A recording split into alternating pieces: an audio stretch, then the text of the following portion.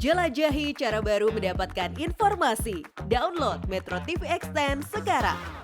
Perubahan, suara Reboan, suara perubahan.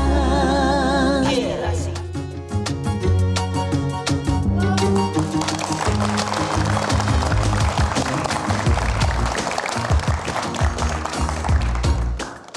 Halo, selamat malam pemirsa. Senang sekali kita ketemu lagi di Suara Reboan, Suara Perubahan.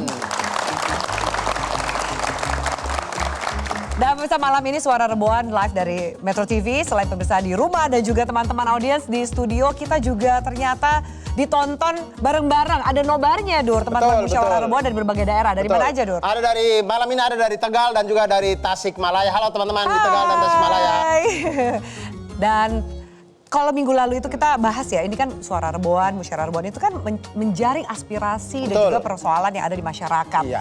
Tema kali ini apa, Dur? Nah, oleh karena kita selalu menjaring aspirasi dari musyawarah-musyawarah Reboan yang ada di berbagai daerah, Ya. maka tema pada malam hari ini juga berasal dari teman-teman di daerah, Ya. yaitu tentang pinjaman online atau pinjol. Aduh, pinjol ini memang meresahkan ya sih, Iya, ya kan? meresahkan sekali. Banyak banget sampai jatuh, sampai berkorban nyawa gitu Iya, untuk iya. urusan pinjol Dan apalagi yang terjadinya ilegal itu sudah ini sampai gitu. di lingkar-lingkar terkecil kita gitu. Iya, Keluarga, ngeri ya, teman, iya. ngeri ya. Memang pinjol ini ngeri banget. Dan kemudian berita terakhir juga izinkan kami mengucapkan turut berduka cita kepada keluarga MNZ yang menjadi korban pembunuhan akibat pinjol. Semoga amal ibadahnya diterima dan juga keluarga diberikan ketabahan dan keikhlasan. Amin ya rabbal alamin. Amin, amin. Dan itu dia tadi Kak Kavi dan teman-teman semuanya. Pinjol itu sudah sangat banyak terjadi dan dia sudah semakin dekat dengan circle-circle kita gitu. Ya. Banyak sekali cerita-ceritanya. Dan untuk lebih lanjutnya kita lihat dulu Yuk. tayangan yang berikut ini. Ya.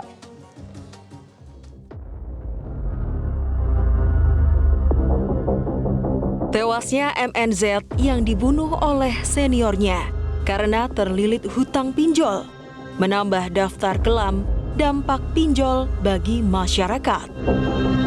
AAB yang menjadi otak pembunuhan MNZ adalah korban pinjol yang gelap mata akibat tekanan yang dialaminya. Senasib dengan AAB, salah satu korban pinjol bernama Bunga pun mengalami tekanan serupa.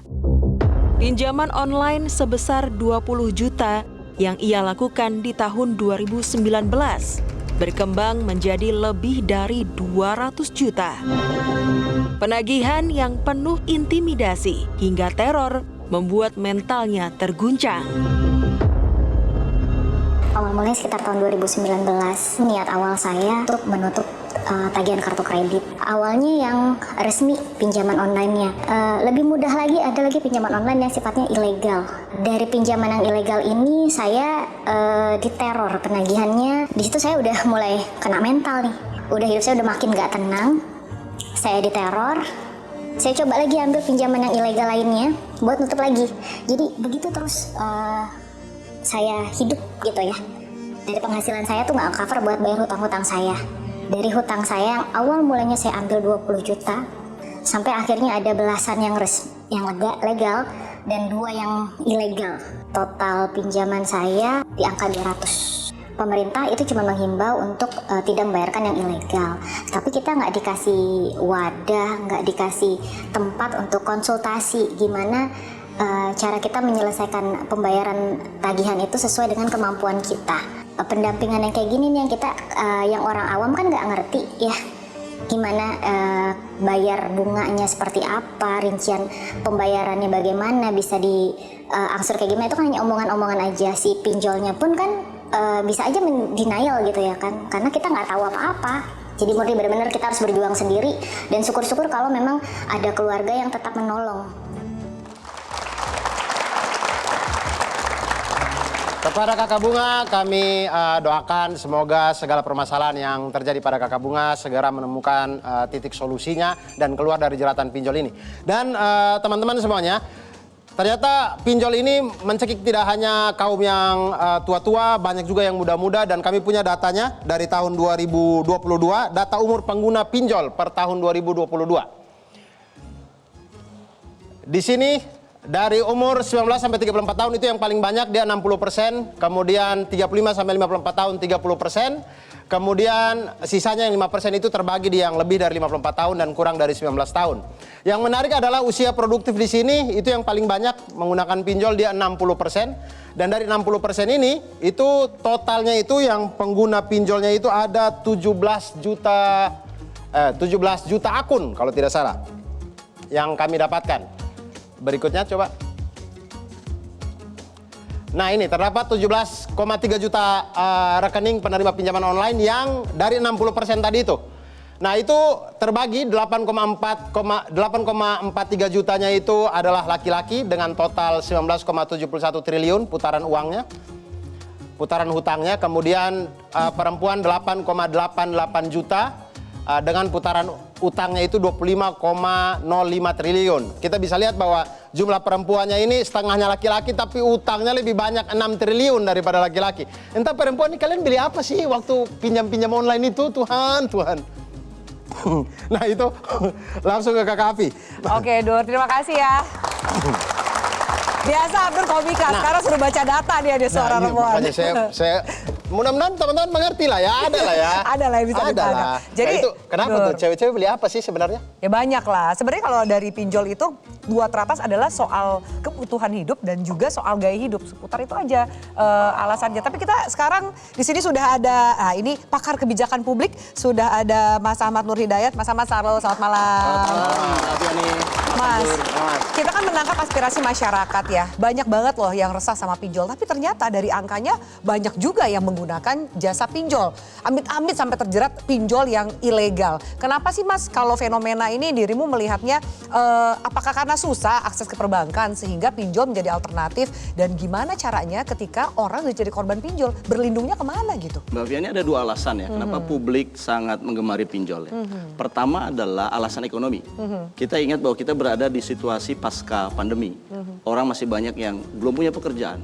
Sementara bagaimana untuk menutupi kebutuhan hidupnya. Nah, mereka memilih alternatif yang ternyata hadir di dalam handphone mereka dalam bentuk WhatsApp atau bentuk SMS atau bentuk iklan di berbagai media. Akhirnya mereka ikut. Mereka lagi butuh, ada yang menawarkan. Ibarat jual dan beli ini cocok sekali, ketemukan kebutuhannya ada, jaringannya ada. Alasan yang kedua adalah saya kira ini adalah satu fenomena pasca Covid sebetulnya, karena orang sekarang sangat mudah lagi dengan teknologi. Jadi segala sesuatu, apalagi uang yang ditransfer kan uang elektronik. Tidak ada uang fisik kan. Jadi cukup ditransfer ke akunnya, ke rekeningnya. Kemudian dia bisa spending, belanja, kalau perempuan di e-commerce dan sebagainya. Nah itu dua alasan utama. Nah alasan yang berikutnya adalah karena perbankan formal itu mempunyai satu persyaratan yang berat dibandingkan dengan pinjaman online ini. Instan kan pinjaman online, tinggal foto, ada foto KTP, uangnya ketransfer. Bahkan hanya KTP saja cukup, uangnya transfer. Tapi yang jadi persoalan adalah ini sebetulnya evaluasi lah ya. Bagaimana sistem keuangan kita yang begitu rigid, sehingga sebetulnya ini menunjukkan data tadi, pasarnya ada loh. Pasarnya ada. Kenapa nggak perbankan itu menangkap potensi pasar itu? Nah sebenarnya di era disrupsi ini antara perbankan sebetulnya sedang berkompetisi juga dengan peer-to-peer lending. Satu jenis industri keuangan non-bank yang diakui oleh OJK, yang makanya mereka harus terdaftar, mereka dilegalkan. Nah ini sebetulnya sudah satu skema sudah ada. Cuman persoalannya adalah ada pengawasan yang kurang berjalan, yang kurang ketat dari peer-to-peer lending ini atau pinjaman online ini.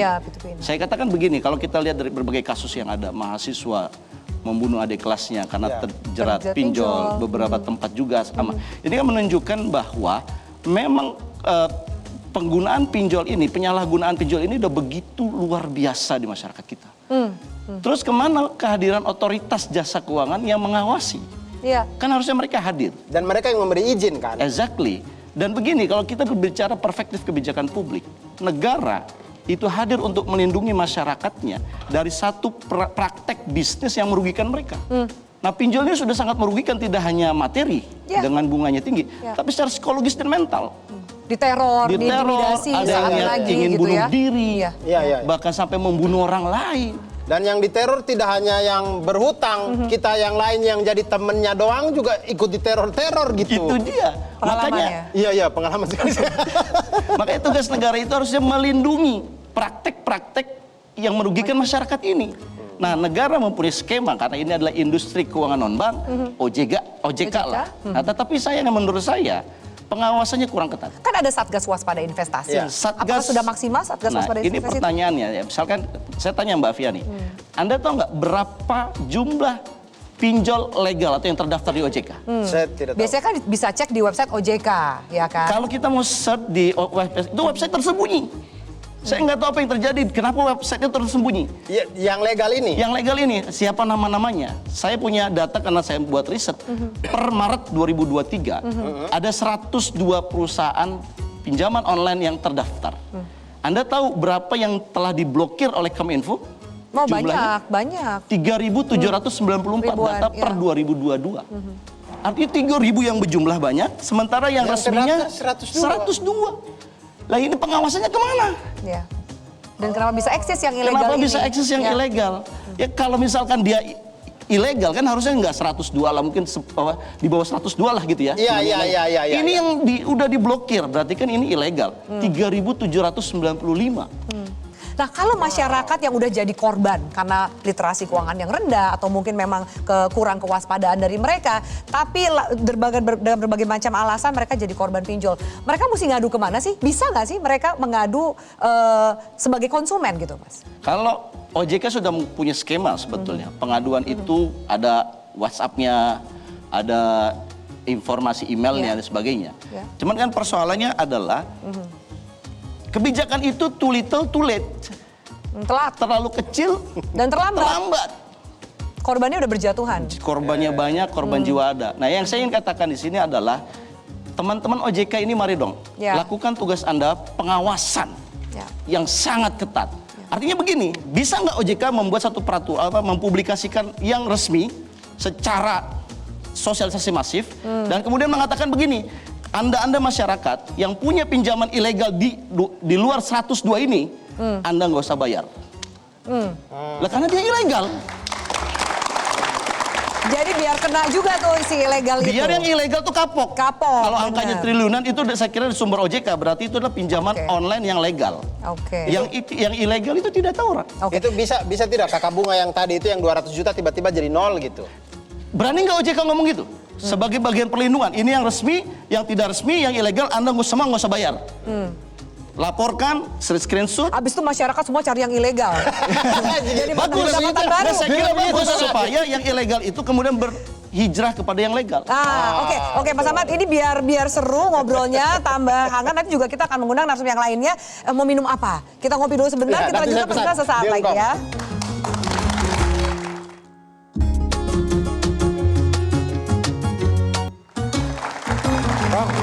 Kopi ya buat Mas Reza nih.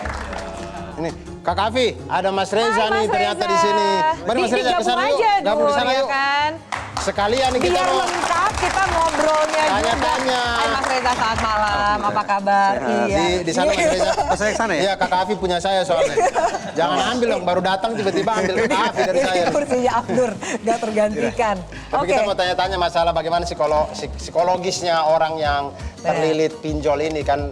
Mereka mungkin stres, depresi, mungkin banyak juga melakukan hal-hal ekstrim dan segala macam. Iya, kita baca dulu ada data ya, data di tahun 2023 sendiri sejumlah angka ya, termasuk juga kasus bunuh diri. Di Februari di Bogor ada korban S, orang wanita berusia 25 tahun yang meninggalkan pesan terakhir berisi permintaan maaf dan juga mengatakan mungkin alasan dia menghilangkan nyawa adalah soal tunggakan pinjol yang melilitnya. Di bulan April di Malang ada korban pria berusia 33 tahun berinisial HM yang mengatakan diteror online. Di Juni di Kalimantan Timur korban usia 33 tahun berinisial AA juga akibat pinjol terakhir tagihannya sebesar Rp640.000.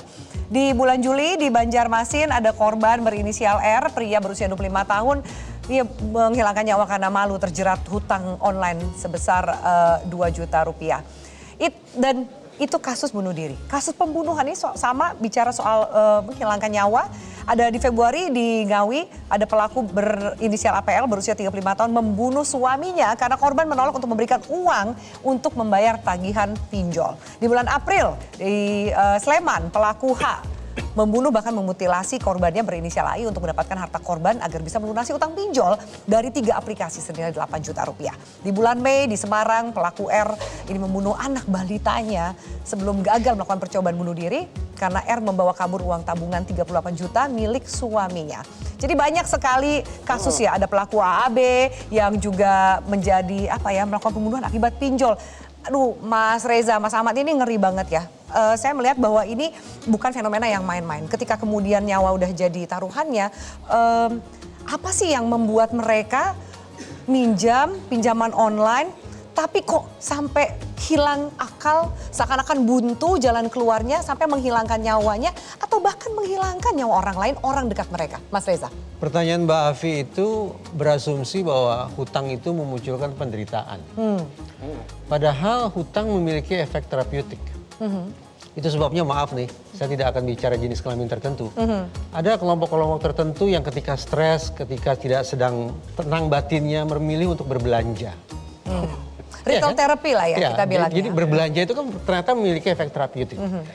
Persoalannya adalah ketika kemudian sumber daya finansialnya tidak mencukupi, maka agar efek terapeutik itu bisa bekerja bagaimana caranya? Ya cari pinjaman. Jadi dengan kata lain ternyata hutang bisa memunculkan kemampuan tanda petik seseorang untuk secara mental hidupnya lebih sehat. Memang jadi agak aneh ya, rumusannya menjadi agak aneh. Jadi hutang gitu kan. Nah, untungnya para ilmuwan buru-buru mengingatkan, ketika pada satu sisi utang itu memiliki efek terapeutik, efek penyembuhan, tapi pada saat yang sama juga ada efek getirnya, yaitu ketika si pengutang harus berpikir tentang bagaimana cara melunasi atau membayar utangnya. Karena itulah kemudian muncul istilah financial stress, pasti Mas Hidayat tahu lah ya. Stres akibat masalah finansial, apa saja? Ini saya nggak bicara negara tertentu ya, walaupun barangkali 4 problem ini ada di negara ini. Kesulitan dapat rumah, tidak punya pekerjaan, penghasilan rendah, dan utang. Nah ketika seseorang mengalami financial stress semacam ini, boleh percaya boleh tidak nih, kecenderungannya untuk bunuh diri 20 kali lipat lebih tinggi. Daripada orang yang mengalami stres yang lain. Oke. Jadi ada financial stress, ada stres-stres yang lain. Jadi bagaimana 4 pemicu stres itu bisa sangat signifikan? Jadi tidak aneh sebetulnya, yang tanda petik ya yang Mbak Afi sebut tadi itu kasus A, kasus B dan seterusnya. Dari sudut pandang psikologi tidak terlalu mengejutkan. Karena orang yang terbebani dengan hutang pasti akan stres, pasti akan cemas, pasti akan takut, pasti akan depresi. Kondisi-kondisi psikologis yang bisa mengantarkan seseorang untuk berperilaku agresif. Baik agresifnya ke orang lain, agresif ke objek selain manusia, maupun agresif ke diri sendiri. Nah itu yang paling menurut saya yang paling miris tadi, itu ada korban, bukan korban sih, beliau bunuh diri. Tapi utangnya tuh tinggal 640.000 rupiah sebenarnya tuh. Nah itu kira-kira bagaimana cara kita, misalkan ada teman-teman yang lagi terlilit pinjol, untuk mengurangi stres ini biar tidak sampai bunuh diri, tidak sampai melakukan hal-hal ekstrim, apa yang dilakukan Mas Reza gitu? Dalam psikologi itu ketika kita punya masalah, kita harus fokus pada 2 hal. Pertama istilahnya problem focus coping. Kalau kita berfokus pada problem berarti harus berpikir bagaimana dapat uang untuk bayar utang. Itu sayangnya bukan di area saya itu. Beliau yang saya yakin yang financial, punya tahu persis untuk bayar utangnya jalan-jalan tikusnya untuk jalan-jalan tikus. Lalu untuk tapi kan mentalnya harus kuat dulu baru dia bisa yang kedua, gitu. Emotion focus coping. Jadi bagaimana penyesuaian diri secara emosinya. Nah, sayang beribu sayang tidak ada cara yang mudah untuk dikerjakan. Barangkali kalau saya ucapkan klise bahwa emotion focus coping itu berpikir optimis, mencoba untuk mencari orang yang bisa berbagi isi hati, mencoba mendekatkan diri pada Tuhan. Hal-hal yang tanda petik mudah untuk diucapkan, tapi barangkali sulit untuk dilakukan. Karena pada akhirnya setiap orang akhirnya berhadapan dengan kenyataan, bayar utangnya akhirnya bagaimana? Karena penyelesaiannya tidak cukup hanya pada menenangkan batin, tapi bayar utangnya bagaimana? Nah, gitu. Lalu bagaimana caranya mereka bisa berpikir positif lalu bisa bayar utang? Apalagi susah banget Mas Reza berpikir positif ketika ada ancaman, ada intimidasi, kemudian bahkan ancamannya berkaitan dengan menyebarluaskan foto-foto pribadi dan lain-lain. Itu kan yang dilakukan oleh pinjol-pinjol ilegal dalam menagih hutangnya, Mas. Itu muncul persoalan pidana jadinya menurut saya. Saya nanti bisa dikoreksi lah ya. Kalau ada tamu dari sarjana hukum, saya yakin kompeten menjawab. Nanti kita hadirin. Oke. Saya membayangkan bahwa pada dasarnya utang piutang bukan masalah pidana, tapi masalah perdata. Tapi persoalannya ketika kemudian pihak yang memberikan pinjaman itu menggunakan cara-cara yang Melanggar. ekstrim semacam itu, maka itu sudah masuk ke ranah pidana. Itu bisa dilaporin. Menurut saya iyalah, apalagi misalnya maaf menyebarkan foto-foto tak senonoh dan segala macam. Ya, terima kasih. Ini berutang atau udah benar? Ini gratis. Ini Gratis. Di sini bebas pinjol kalau di sini aman. Jadi Saya seperti jadi itu lupa. ya. Oke. Jadi ternyata bisa diadukan lah, ya kan nggak konsen jadinya. Bisa diadukan lah pihak-pihak yang melakukan ancaman dan intimidasi meskipun di satu sisi Tetapi mereka juga tidak memiliki mudah, utang. Mbak Afi. Satu sisi saya sudah punya problem utang yang belum saya bayar. Iya. Kalau kemudian saya melapor ke otoritas, entah itu otoritas penegakan hukum atau otoritas lainnya, berarti kan muncul isu baru. Jangan-jangan butuh duit lagi gitu. Apa iya secara psikis saya cukup punya stamina untuk berhadapan dengan dua masalah sekaligus? Oke. Nah, maaf, barangkali itu akhirnya menggiring sebagian orang untuk kemudian memilih jalan-jalan yang sayangnya menyedihkan, menakutkan, dan tidak boleh kita tiru lagi. Iya, baik. Mas Reza, ini kan sudah banyak yang depresi, stres dan segala macam. Kemudian ada beberapa yang kemudian melakukan hal-hal ekstrim dan segala macam. Menurut Mas Reza sampai saat ini sudah ada belum atau sudah maksimal belum fasilitas pemerintah yang berikan untuk korban-korban pinjol ini gitu, bantuan, mungkin bantuan psikolog kah atau apa, suruh outbound kah, arung jeram atau apa biar nggak stres gitu. Itu rekreasi aja semua korban pinjol gara-gara itu. Saya tidak cukup punya data tentang apa program atau inisiatif yang sudah diambil oleh negara untuk mengatasi masalah-masalah semacam ini. Justru yang saya ketahui adalah saya Muslim ya. Di dalam Islam menganggap lunas hutang itu kan hal yang sangat mulia. Sepengetahuan saya gitu. Dan ada sekian banyak lembaga-lembaga berbasis keislaman yang kemudian menyediakan dana untuk membantu mereka-mereka yang sedang terbelit utang. Ya. Pertanyaan besar, inisiatif yang sedemikian hebat itu yang sudah digagas sekian ribu tahun silam itu sudah seberapa jauh diadopsi oleh negara? Yang konkret ya, konkret. Misalnya saya punya utang nih. Ketimbang saya gali lubang tutup lubang, kata Bang Haji Roma Irama, saya bisa datang ke lembaga kemanusiaan tertentu berbasis Islam, mereka bisa membantu saya untuk melunasi utang. Tentu saja mereka juga punya perhitungan kan, tidak sembarang utang kemudian akan dibantu. Bayar. Kalau utang menyangkut kebutuhan pokok, masuk akal dibantu. Tapi kalau utang untuk memuaskan gaya hidup hedonis, saya pikir juga tidak bertanggung jawab masuk dalam kategori itu. Nah, sekali lagi ini kan gagasan atau hal mulia semacam itu sudah ada sejak ribuan tahun silam. Tinggal sekali lagi bagaimana kemudian itu bisa diadopsi oleh negara untuk membuka pintu bagi adanya kedatangan orang-orang yang sedang terbelit utang sedemikian rupa. Oke, itu bisa jadi pilihan lah gitu ya. Meskipun dikembalikan ke organisasi kemanusiaan mana yang kemudian mau melakukan inisiatif itu. Mas Ahmad, tapi kalau dari kacamata kebijakan publik, nah itu bagaimana tuh caranya? Apakah kemudian pemerintah harusnya punya pilihan apa sih untuk membantu rakyatnya ya? Ini udah banyak banget yang jadi korban, yang terlilit itu, dan itu kan efek gunung es ya, yang muncul ke permukaan itu sedikit, jangan-jangan ya nggak muncul lebih banyak lagi. Iya, ini menarik karena ada gap aturan ya. Kalau kita lihat di POJK nomor 77 tahun 2016 misalkan, itu disebutkan bahwa kalau pinjolnya itu ilegal, maka OJK tidak bertanggung jawab. Nah ini ada gap, padahal pinjol itu sudah fakta di masyarakat. Lah kalau otoritas jasa keuangan juga bertanggung jawab, bahkan ada beberapa pelaku yang kemudian dilapor ke polisi. Pihak oknum saya kira di kepolisian bilang ya salah Anda sendiri, kenapa Anda berhutang? Kenapa Anda mau berhutang kalau Anda tidak sanggup bayar? Ilegal gitu. Itu ilegal. Ya kalau Anda nggak bisa bayar ya nggak. Jadi masyarakat ini tidak punya satu solusi konkret saat ini. Oleh karena itu saya kira ini saatnya ya teman-teman saya yang ada di OJK dan di berbagai instansi pemerintah kita memikirkan ada solusi nggak dibandingkan hanya berlepas tangan saja. Anda pinjol ilegal, kami nggak bertanggung jawab. Ya terus kami ngadunya. Tapi itu cuci tangan nggak sih? Ya itu aturan. Aturan itu kan ada gap saya bilang, yang itu kemudian kita harus isi. Nah bagaimana yang idealnya? Yang idealnya adalah kan masa sih yang resminya cuma 102, yang tidak resminya ini yang udah ditutup 3.700 sekian. Sementara yang tidak ditutup masih banyak lagi. Artinya ini kan kita menyiapkan satu situasi di mana memang sengaja seolah-olah membuat rakyat itu terjebak sama yang ilegal. Nah ini kan problem. Nah problemnya adalah saya kira perlu ada yang namanya sinkronisasi dan kolaborasi antara otoritas keuangan, Kominfo juga, dan juga pemerintah dalam hal ini adalah mungkin Menek BUMN. Ya. Mas, gimana kita tahu misalkan ada orang yang mau pinjol gitu? Bagaimana dia tahu ini pinjol ilegal atau legal gitu? Ya itu dia, kan yang terjadi masyarakat harus cari tahu sendiri. Ya, sebetulnya ada logo OJK di Tapi yang ilegal juga tinggal tempel. Itu dia, logo dia tinggal OJK. tempel. Dan mereka ini belum ada hukuman yang spesifik mencantumkan logo itu ya, Iya. karena dia ilegal. Nah, yang saya katakan juga begini, yang sudah ditindak dan kita senang ditindak, pinjol ilegal itu ternyata baru agen DC-nya, debt collector-nya. Source of fund-nya ini nggak pernah ketahuan. yang kita lihat digerebek di satu tempat, Ya. banyak SIM card, itu Oke. baru debt collector-nya saja. Oke. Nah, pertanyaan lagi, ini kemana aparat penegak hukum kita? Oke, ditahan di situ. Kita ngomongin soal aparat penegak hukum. Belum lagi kita akan ngomongin soal literasi yang penting Betul. banget untuk masyarakat. Kita lanjutkan sesaat lagi, termasuk juga kita akan menyapa teman-teman Musyawarah Reboan dari Tegal dan juga Tasikmalaya. Tetaplah bersama kami.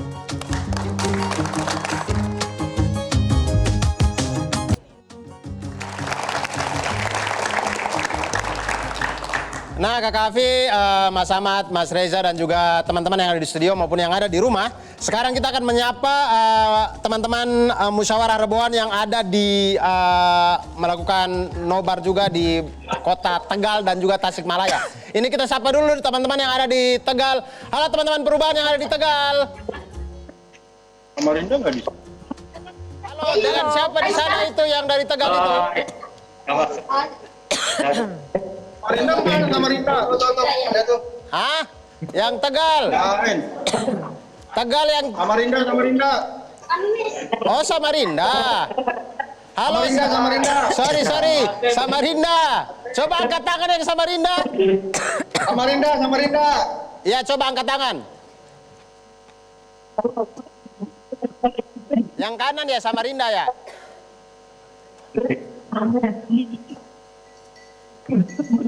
Halo, yang Samarinda. Coba yang mana sih?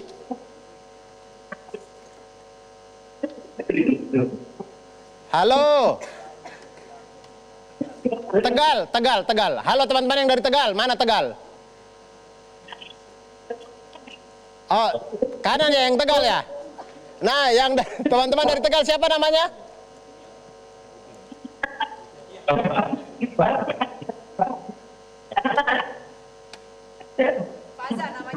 Faza. Kamu udah bocoran nih. Dapat bocoran ya, Faza ya?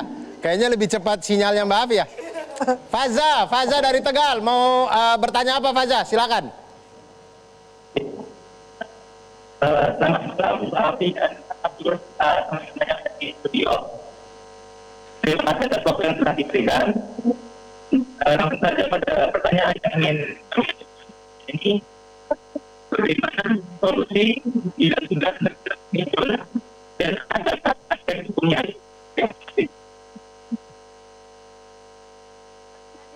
Faza, kalau lenggang lo mau bertanya keluar dulu dari air. Ini kayaknya lagi dalam air. Bob gitu.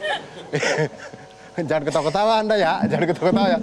Ya, kita lanjut ke yang lain aja dulu ya. Yang dari Samarinda aja dulu ya. Itu nggak kedengeran ya pertanyaannya. Ya, Yang Faza Tasikmalaya nanti aja kita dulu. ulangi ya. Yang dari Samarinda. Oh, sorry, yang dari Tasikmalaya.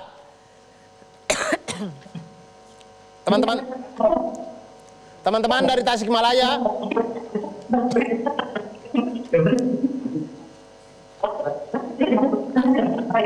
Oke, silakan. Pertanyaannya atau pendapatnya silakan teman-teman dari Tasikmalaya. Izin selamat malam Mas Abdul Selamat malam. dan Mbak Alfiani.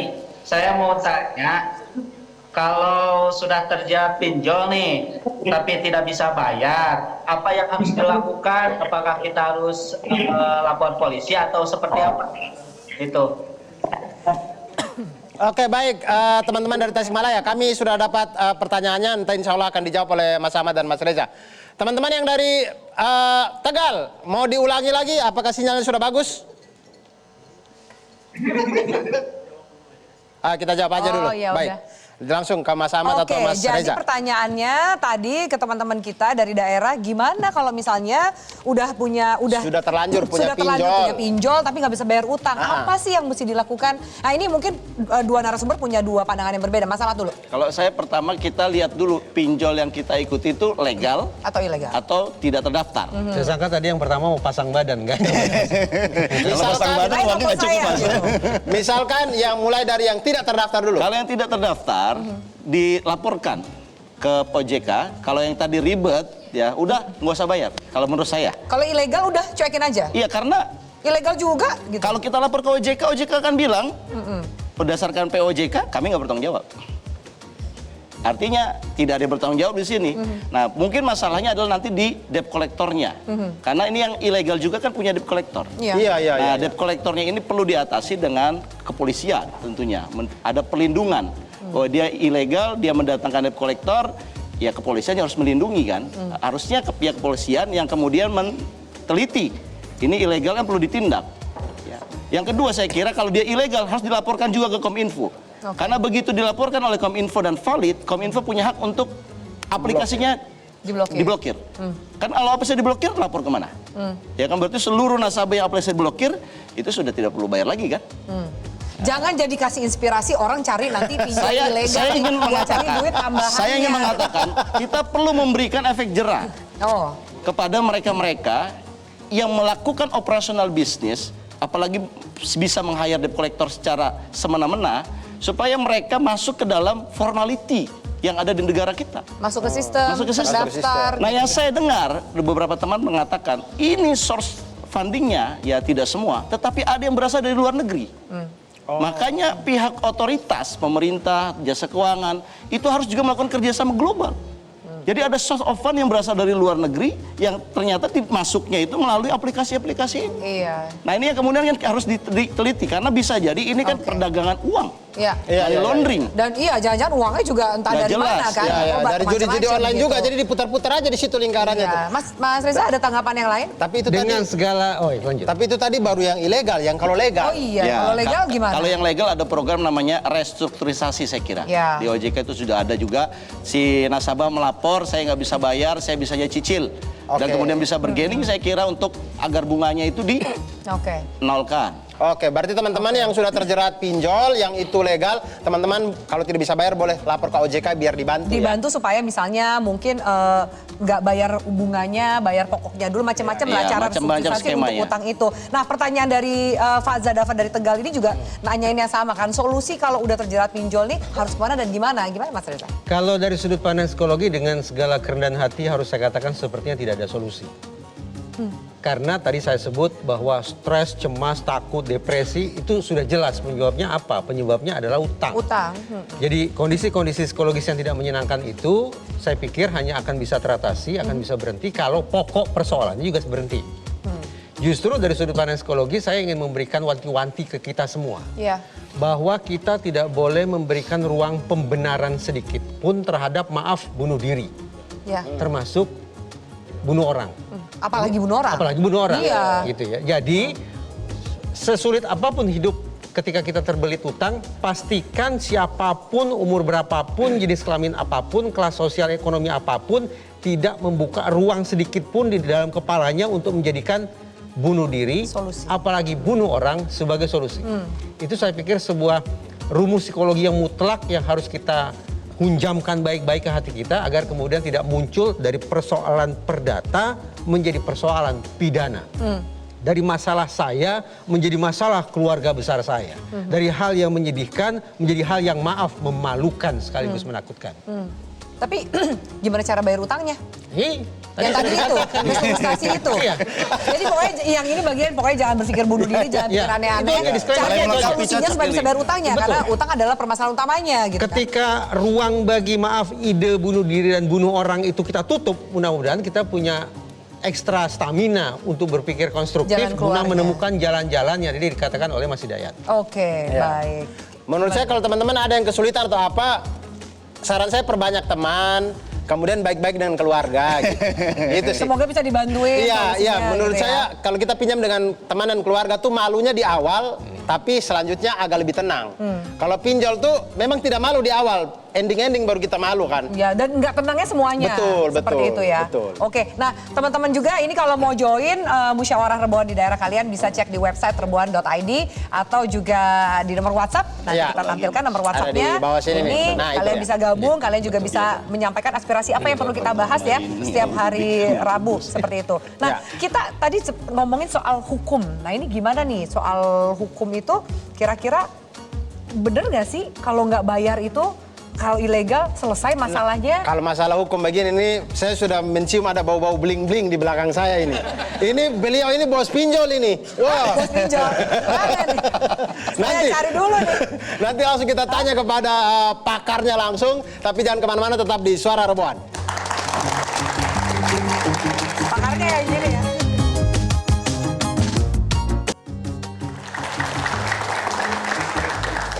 Halo pemirsa sekalian, kembali lagi di Suara Reboan, Suara Perubahan. Dan seperti yang saya janjikan tadi, kali ini kita sudah kedatangan Bang Hotman Paris. Bang, halo. Silakan bergabung bersama kami Bang, karena kakak Hafiz sudah tidak sabar nih.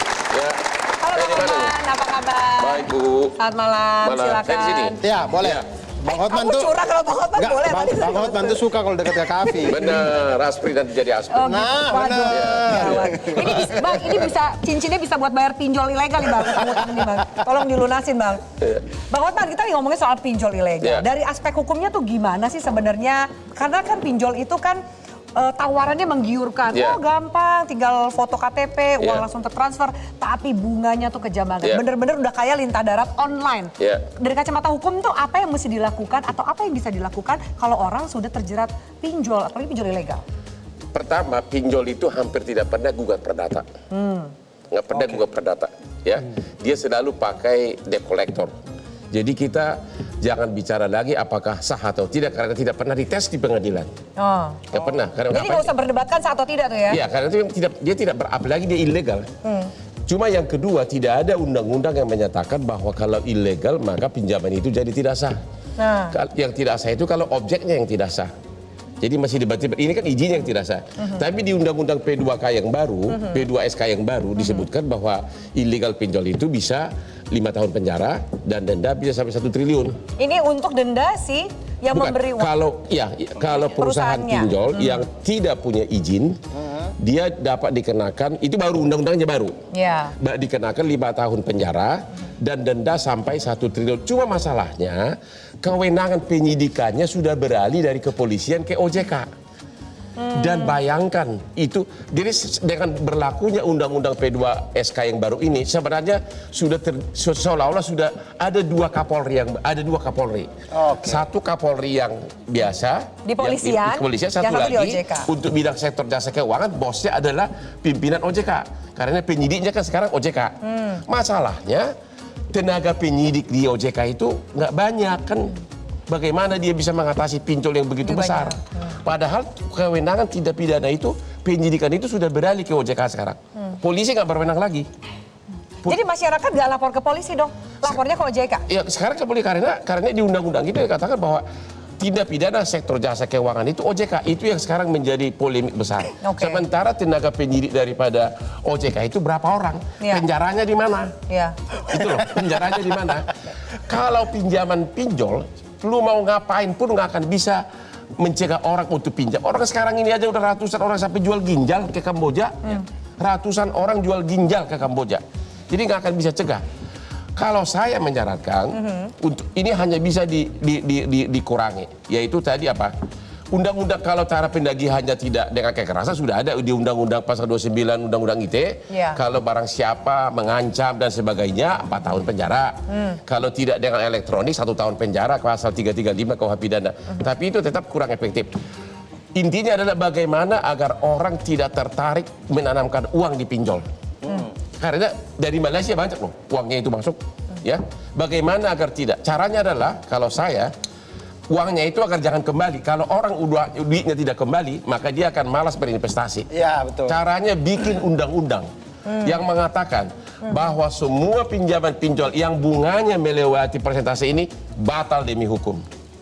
Satu lagi, semua perjanjian pinjol yang ilegal batal demi hukum. Tapi itu nggak bisa hanya dengan omongan. Harus ada tertulisnya. undang-undang. Yang kemarin di undang-undang P2SK yang baru itu tidak ada. Kalau itu ada, kalau orang sudah tidak bisa menagih, mana mungkin dia mau investasi? Ya kan? Ya rugi. Ya rugi. Uangnya tidak kembali. Tidak gitu. kembali. Sementara kalau ditagih pun secara hukum juga nggak bisa. Tapi kalau mencegah, kalau kalian teriak-teriak agar masyarakat jangan pinjam, nggak usah lah. Ini kan orang gijalnya aja dijual demi makan. Ketika udah perutnya lapar, apapun dia lakukan gitu ya. ya, Bang. Jadi satu-satunya cara adalah sanksi pidana yang tegas yang merupakan bukan delik aduan. Ya. Karena kalau itu delik aduan, ya misalnya rakyat yang cuma 2 juta, boro-boro masuk ke kantor OJK, kantornya aja nggak tahu di mana. Iya kan? Iya kan? Tapi Bang, saya mau tanya nih. Boleh saya tanya Bang? Boleh. Ada nggak paling tidak satu kasus aja semacam ini yang sudah ditangani oleh OJK? Satu aja, sudah ada Karena presidennya? undang-undangnya baru keluar. Oke. Baru 3 bulan. Makanya saya pertanyakan, OJK itu sekarang sudah mengambil alih semua tindak pidana sektor keuangan dari kepolisian. Ya makanya saya pernah bilang berarti ada 2 Kapolri dong di Indonesia ini. Cuma penyidiknya OJK mana? Sementara pinjol begitu banyak. Nah, itu yang jadi masalah besar sekarang ini. Jadi kalaupun pasalnya sudah ada, ilegal itu 5 tahun penjara, denda antara 1 miliar sampai 1 triliun. Tapi penyidiknya mana? Paling OJK paling berapa orang sih penyidiknya? Ya, di seluruh Indonesia begitu banyak tindak pidana itu. Oke. Jadi intinya keluar undang mencegah agar pemodal tidak masuk. Yaitu Kita bikin rugi dia. bikin rugi dia. undang-undang Bikin itu. undang-undang kan Bapak Menko Polhukam sudah bilang jangan bayar, tapi kan itu kan hanya omongan seorang menteri. Tidak secara internasional mengikat kan? Keluarkan undang-undang bahwa semua transaksi yang pemberi pinjaman itu adalah Ada tanpa ilegal. izin, ilegal. Gak usah bayar. Atau yang bunganya, atau dia legal tapi bunganya melebihi denda juga itu. Bang, tapi itu nggak jadi potensi kejahatan baru ya? Akhirnya orang nyari nih pinjaman online ilegal mana nih? Ya sebelum undang-undangnya diketok palu, mereka pinjam dulu nih. Pinjam dulu semua Biar terkabur nggak gitu. usah Jadi ganti. jadi kejahatan yang baru kan, Bang? Biar pemodalnya habis dulu. Karena dari dulu pun sudah ada memang bahwa dari dulu itu sudah jurisprudensi, kita itu sudah jurisprudensi bahwa bunga yang tinggi itu dianggap tidak sah. Tapi itu kan hanya jurisprudensi case by case. Di lapangan mah terjadi aja Di lapangan gitu kan? tidak. Tapi kalau sudah ada undang-undang dideklar, siapa yang mau ngeluarin modal dari Malaysia? Itu pemodal paling terbesar dari Malaysia, loh, saya tahu. Yang mengirimkan triliunan di sini sebagai modal. Mana mau dia? Kalau sudah tidak ada pemberi pinjaman, ya berarti resiko pinjol akan berkurang. Oke, itu minimal ada salah satu solusi. Ngomongin soal literasi tadi, gimana tuh Mas Asman? Satu sisi kan kita harus membentengi masyarakat. Saya kira otoritas dalam hal ini OJK ya, karena udah ada undang-undangnya. Ini harus tidak hanya berbicara hanya pengawasan, tapi dia harus bicara juga edukasi masyarakat. Iya. Nah edukasinya kan ini sangat minim sekali. Iya. Bayangkan setiap kita nonton sosial media video misalkan, itu iklannya. Iklannya terus ya? Ya. Saya pertanyaannya ini yang legal apa yang ilegal? Kan nggak tahu juga. Ya. Nah kayak gitu kan harus bisa diatur. Ya. Nah ada ruang regulasi yang belum banyak diatur oleh OJK. Di antaranya tadi Bang Hotman sudah menyebutkan standarisasi peer-to-peer lending harus ada. Contoh, batas atas bunganya berapa? Jangan sampai ada yang bunganya 4% per hari. Iya. Atau sekira 12.000% setahun. Memang saya dengar sudah ada, cuma nggak ada sanksi pidananya. Itu dia. Kan nggak ada efek jerahnya dong Bang kalau nggak ada Sudah ada, sanksi saya pidananya? tadi bicara sama OJK sudah ada. Itu untuk yang legal, untuk yang punya izin ya. Untuk yang legal, mereka tidak berwenang. Tapi dengan undang-undang ini mereka berwenang untuk menyidik. Itu baru berlaku 2-3 bulan lalu. Oke, jadi kita lihat bagaimana progres dari perjalanan undang-undang yang baru itu ya. Benar. Oke. Yang kedua, Afi, saya kira ini saatnya pemerintah, dalam hal ini eksekutif berarti ya, itu memikirkan sebetulnya ada fenomena masyarakat ini butuh sistem pembiayaan yang murah, Ya, yang mudah, dan juga cepat. Ya. Nah ini harus dipikirkan kan? Nggak ribet administratif lah gitu. Saya membayangkan kalau ada peer-to-peer lending yang dikelola oleh BUMN misalkan. Kan kita sebetulnya punya PMN, penanaman modal madani itu. Ini kan bisa di-switching sedikit, kemudian dia buat satu skema di mana masyarakat yang mendaftar itu adalah resmi, jelas identitasnya, dan kemudian dikasih bunga yang kecil. Iya. Tetapi syaratnya tidak banyak-banyak karena itu untuk sektor tertentu. Dan angkanya juga mungkin nggak bisa Ini juga signifikan. menguntungkan nanti. Iya. Nah ini kenapa nggak masuk ke situ? Saya kira kita butuh satu tahapan yang Kita butuh sebuah terobosan lah untuk solusi apalagi ini. putaran uangnya puluhan triliun. Iya, tadi uangnya ya, besar sekali. Sebenarnya ada potensinya di situ. Oke, Dur, kita udah kasih beberapa kira-kira opsi lah, pilihannya seperti apa. Nah, kita mau dengar harapan dari teman-teman, Dur. Teman-teman yang ada di studio sini juga kita pengen tahu. Ada yang pengen bertanya mungkin? Ada Bang Hotman langsung. Oh ada nih langsung nih. Silakan. Sudah ada mic-nya ya? Oh sudah. Mantap sekali. Silakan. Oke, terima kasih. Nama saya Azhari. Oke Azhari. Saya mau bertanya, karena kan begini ya, kita sebagai masyarakat awam gitu kan, tentang hal ini, tentang tema malam ini sangat menarik dan bahkan dibutuhkan oleh masyarakat. Akan tetapi memang secara ke masyarakatnya ini memang belum sepenuhnya turun gitu informasi mengenai yang legal ataupun ilegal. Pertanyaannya adalah ketika kita memiliki kebutuhan yang mendesak, masyarakat memiliki kebutuhan yang mendesak, tidak ada tetangga, jiran tetangga ataupun abang adik yang bisa meminjamkan. Nah, ini lembaga seperti apa yang bisa kita pilih? Kalau berbicara resmi non resmi tadi kan yang resmi aja disembunyikan websitenya gitu. Nah, apalagi masyarakat awam ini tidak melek teknologi. Nah, lembaga-lembaga yang seperti apa yang bisa kita pilih untuk meminjam yang tepat gitu. Jangan lembaganya DM Bang Hotman, Bang pinjam duit gitu. Enggak bisa di Aspri kalau ini. Kalau yang Aspri bisa. Jadi oke, ada yang mau memberikan jawaban silakan. Tidak punya keluarga, tidak punya banyak teman. Tapi ada kebutuhan yang mendesak. Jadi gimana? Itu Dia kan juga harus- banyak terjadi gitu. Ya memang pinjam kemana? Ini enaknya kalau kita punya kebutuhan kan hanya diri dia dengan aplikasi. Jadi orang berhutang itu kan di masyarakat kita malu. Ya. Makanya udah cukup solusi sebetulnya dengan sistem yang disebut dengan uang elektronik ini. Karena dia berdua saja kan. Jadi tidak bisa dimungkiri bahwa memang pinjaman online ini bermanfaat buat masyarakat. Hanya saja bagaimana kita meng-create satu sistem yang memudahkan ya juga masyarakat yang betul-betul meminjam kayak yang disampaikan tadi itu emang dibantu. Artinya bukan orang yang sengaja ingin ngemplang gitu ya. Ingin saya ngambil supaya saya nggak mau bayar. Nggak, dia ini orang jujur yang dia memang orang jujur, butuh dan dia ingin punya kebutuhan berbayar. mendesak. Memang ada yang legalnya saya kira Mas. Jadi persyaratan itu ya diikutin legalnya, yang mana legal ada. Nah bahkan sekarang itu e-commerce pun menyiapkan paylater juga. Nah itu juga kan statusnya pinjaman online juga. Cuman mungkin itu lebih secure karena dia sudah punya holistik. Nah yang saya takutkan begini, sebenarnya tadi saya bilang masih ada ruang kosong yang besar yang belum diatur. Anda bisa bayangkan kalau ini holding besar dan ternyata banyak masyarakat yang nggak bisa bayar, ini kasusnya sama seperti dulu ketika kita Bank Senturi, Systemic Bank. Jadi kalau ada satu lembaga keuangan resmi, legal, kemudian masyarakat nggak bayar, dia kolaps. Kan karena aturannya belum dibuat, nanti kadang banyak celahnya. Ada celah, nanti minta di bail out lagi. Padahal yang berhutang siapa? Nah ini yang saya kira jasa keuangan ini hati-hati dengan konsep yang namanya too big to fail. Tapi salah satu yang paling masalah utama kan bunga dan penaltinya yang terlalu tinggi. Iya betul. Itu sebenarnya biang utamanya. Kalau itu dicegah dengan cara ya keluarkan undang-undang menyatakan bahwa bunga yang melebihi sekian persen tidak sah, batal demi hukum. Artinya apa? Ya nggak usah bayar. Karena itu bisa menjebak gitu ya, Nah, Bang itu, ya. jadi, makanya kuncinya di situ. Atau bayar pokoknya saja. Ya, makanya. Jadi kalau mencegah rakyat untuk pinjam nggak masuk di akal, orang jual ginjal aja udah jual ginjal. Oke, baik. Kita punya durasi terakhir 3 menit, silakan Mas Reza. Pertama, kalau punya kebutuhan dan tidak punya kemampuan untuk memenuhi kebutuhan itu, maka psikologi punya resep ya ubah isi kepalanya. Jangan memaksakan diri untuk mendapatkan sumber daya finansial untuk memenuhi kebutuhan itu, tapi ubah modifikasi pemikiran tentang kebutuhan. Itu satu. Yang kedua, saya yang beribu sayang nih, baik saya yang rakyat jelita. Rakyat jelita? Kenapa jadi jelita sih? Ini slip of tongue. Yang pas ya. Baik saya yang rakyat jelita gitu. Nah lagi-lagi salah kan, rakyat jelata maupun seperti Bang Hotman, saya yang beribu sayang, semua manusia ini punya hindsight bias. Punya bias berpikir bahwa saya pasti mampu mengatasi segala resiko. Saya pasti akan bisa menghindar dari segala macam bahaya. Saya pasti akan lolos dari lubang jarum.